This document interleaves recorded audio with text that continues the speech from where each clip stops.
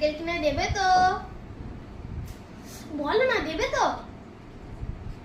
ও মা, বলো না।